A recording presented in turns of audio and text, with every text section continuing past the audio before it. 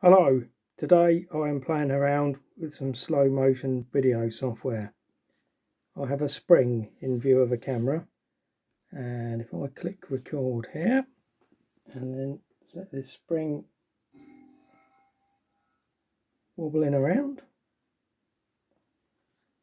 I'm going to record 10 seconds of video.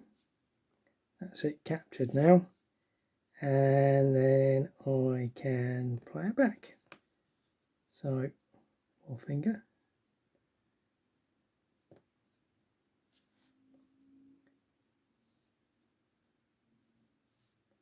I can choose the playback speed, and I can also go through frame by frame.